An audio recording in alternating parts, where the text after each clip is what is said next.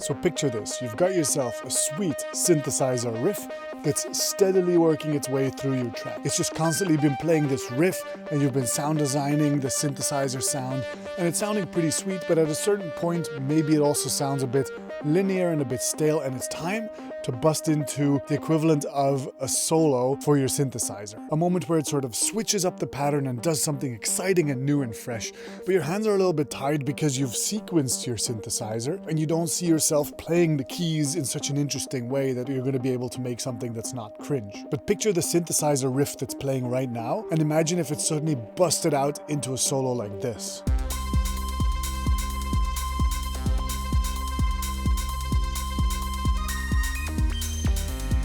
So a sweet synthesizer solo. And the short answer to the question is basically adding in a note length MIDI device and an arpeggiator MIDI device, mapping those to a MIDI controller and messing around with them in real time. Let me show you what I mean by that in practice. First, I'm just going to set the stage. I'm going to put in some drums, a bass, and some spoken word poetry as a frame, and then we're going to put the synth riff in there. Here's some drums. It's just a self-synthesized kick using Punchbox. Watch my proper techno kicks tutorial to know how to do that. And then just some 909 hi-hats and rides. And here's a pretty simple Moog bass line that's just playing 3 notes because this is going to be a 3-chord progression song. It's playing a C, an E flat, and then a G. Those are the root notes of the chords that are going to follow. Then I was also going to see how it feels if I add some spoken word to that. So let me add a quick riff of something that I wrote yesterday.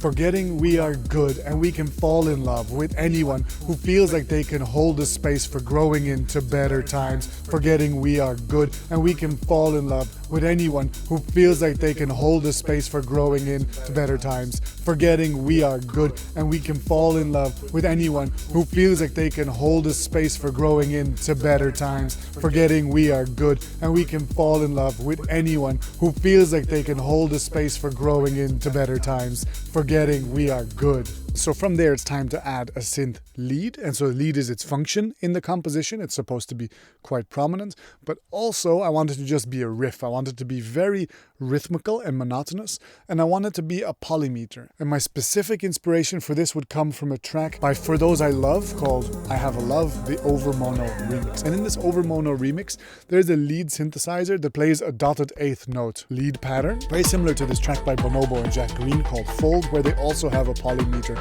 lead. And so let's experiment with a polymeter lead and see, first of all, what are the ingredients in making the lead riff that is exciting already, just the straight up riff, and then what can we add to it to solo over it to really make that riff more playful and interesting during a section where the riff is the protagonist and the prime focus of the track. Let's take a look at that together. And by the way, leave me a little comment below if you're liking what you're seeing. Like the video and subscribe if you haven't already. I know I say it every time, but this is YouTube, baby. You've got to play by the rules. Okay, let's study this kind of lead together now. So the goal here, first of all, is to achieve a 3/16th note polymeter. If you haven't seen my video on polymeters, maybe go watch that. But the essential idea is this. If there are 16th notes in every bar, what we're going to want to do is have a lead that has its accent every 3 of those 16th notes. So you do a little note, you leave 2 spaces, you do a little note. Like this, like this, like this, and you continue that onwards. And so the goal here is that in the subsequent bars, it doesn't reset, it just continues this pattern. And so it's a musical pattern that sort of disrespects the structure of the song a little bit, but in a very predictable way.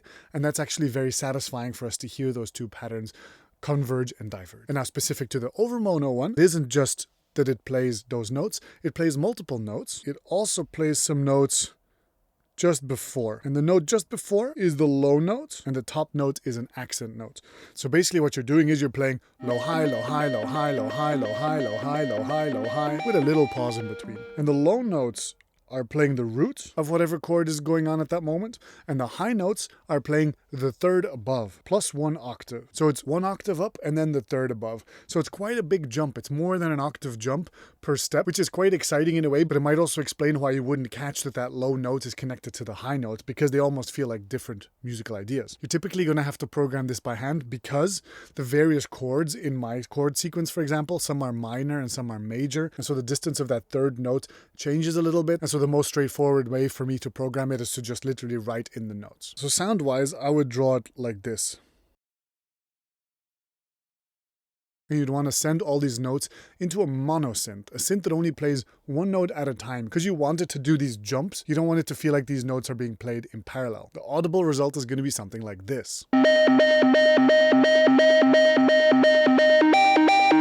this can get a little boring and stale, even when this is just playing as an element in your track. And of course, at the sound design level, when you're tweaking your synth, when you're opening and closing filters and stuff, that's one way of making this fresh and keeping it interesting. But simply at the level of the MIDI notes, there's still a lot more that we can do. A few advices that I could give would be to add in a few more extra notes in slightly unexpected locations. For example, when your song is going through its chord progression at the start of a new chord, you could add in one more note of the chord to make it jump even more. So in my composition, I did that here, and notice how it just breaks up the pattern a tiny bit, which hints at a little bit more depth in the composition. Another good one is doing some octave jumps, +1 octave sometimes. It'll just make one of the notes kind of jump out over the rest. Super great when you've got delay and reverb on stuff. I remember hearing this in Stefan Bodzin tracks a lot as well. Don't overdo this, by the way. It's a little bit of spice on top, but if you do this too much, the whole thing is just going to sound hyperactive. And then the third one is sometimes resetting your polymeter unexpectedly back on the 1. I would say when designing a polymeter, there's two different ways of approaching it. One is to do a pure polymeter, where you really respect that pattern of 3/16 and you never deviate from it. You just keep it going as a pure polymeter. Or sometimes when a new musical bar starts, you can restart the polymeter back on 1. It's not going to feel wrong. It's going to feel pretty normal. Like, notice it here.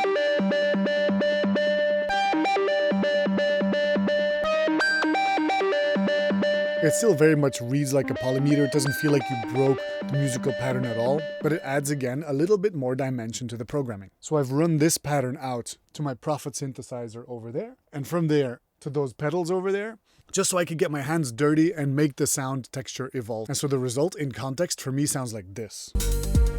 Forgetting we are good and we can fall in love with anyone who feels like they can hold a space for growing into better times. Forgetting we are good and we can fall in love with anyone who feels like they can hold a space for growing into better times. Forgetting we are good and we can fall in love with anyone who feels like they can hold a space for growing into better times. Forgetting we are good and we can fall in love with anyone who feels like they can hold a space for growing into better times. By the way, I just made this draft yesterday. I'm still trying to figure out if I like it or not. Leave me a comment to let me know if you think it has potential. So yesterday I was looking for ways to turn this riff into something slightly more unique just by messing around with it. And so what I did was I added a note length and an arpeggiator, and I mapped those to a MIDI controller. And that started to give me this kind of stuff. And this kind of stuff is really weird and exciting. And I just did this for like 20 minutes. 20 minutes like moving the parameters around to find cool extra riffs and cool weird ways of sound designing. And then I went over to the synthesizer, tweaked some parameters, went over to the MIDI controller, tweaked some parameters.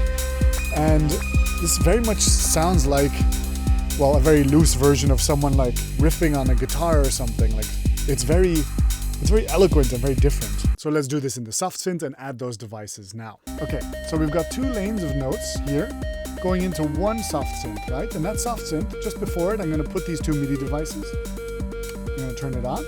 And what we're going to want to do is we're going to want to increase the length and we're going to want to shorten the rates. And then we're going to want to add steps. And notice how it now goes up an octave sometimes, right? So we're going to want to map some of these to a MIDI controller with sliders. Any MIDI controller with sliders will do, even rotating knobs will do, to be honest. And so what we're going to do is we're going to right click it, we're going to do edit MIDI map, and I'm going to wiggle one of my sliders, this one as well, maybe this one as well, and then maybe the gate as well, and maybe the on and off of the various ones. Let's try that.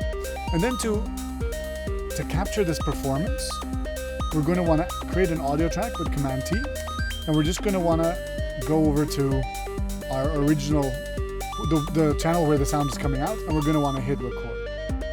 So now the audio is being recorded, and we can go wild, and anytime we get lucky and like a sound sounds particularly good, it's going to be recorded to audio. So let's Let's explore. Let me get that up on screen there. Let's explore.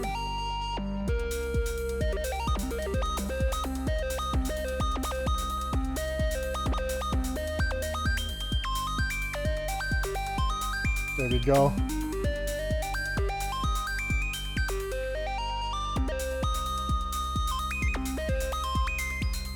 Notice how we're not affecting the sound of the synth at all. That could be an entirely separate process where you could be tweaking the sound of the synth as well, especially in hardware synths. That could be practical.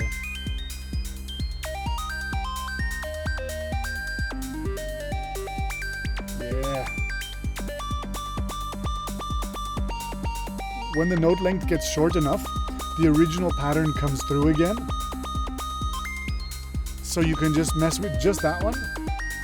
So the original pattern stays intact around 200 milliseconds, I guess. And then if it goes longer, it starts to depart from it.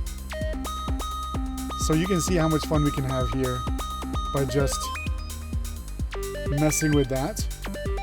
And then when we're satisfied, when we have enough goosebumps, we can just stop and we can then use this audio, we can drag it in to our composition to the right place where we need to have it. For me, the dream end goal of this is to have the MIDI controller and the hardware synth next to each other. And so to just jam the MIDI controller to create more interesting MIDI notes, and then on the hardware synth to open the filter, close the filter, open the release, close the release, make the synth breathe like that. So there you go, that's a solid method for creating a wicked synth riff. Leave a comment to show me some love. Go follow one of my courses on courses.underdog.brussels. Come show us on the Discord channel what you did with this, and until next time, stay producing, be good to each other, and take care. Bye-bye.